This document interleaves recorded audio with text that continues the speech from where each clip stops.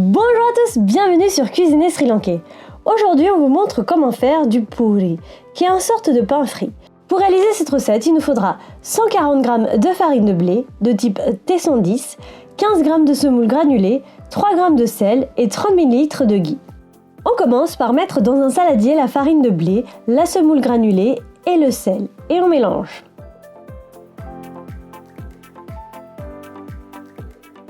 Puis on ajoute le ghee qu'on mélange également.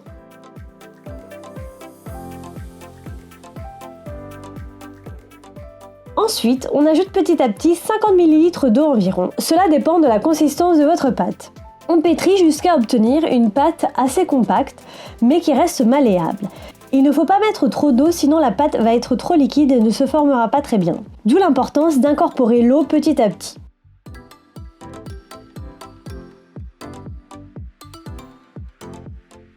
Une fois que vous avez obtenu une pâte, on va bien pétrir sur un plan de travail pendant 5 minutes environ.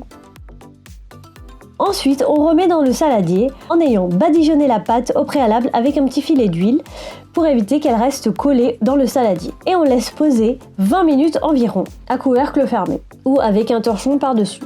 Ensuite, on reprend la pâte et on fait des petites billes, plus ou moins grosses selon la taille que vous voulez donner à vos puris.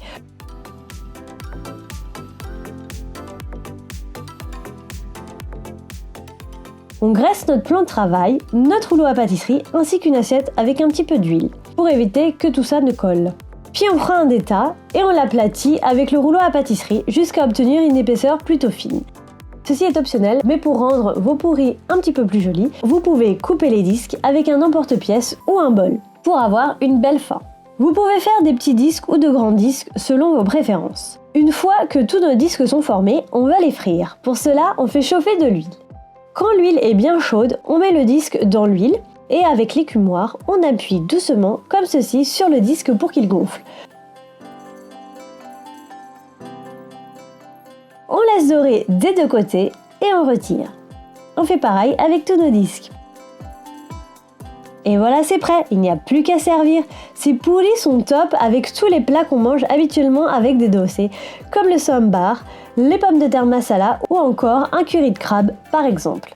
Vous pouvez retrouver toute la liste des ingrédients dans la barre d'infos ci-dessous. N'hésitez pas à liker la vidéo si vous avez aimé cette recette et vous abonner à la chaîne. Bon appétit et à bientôt!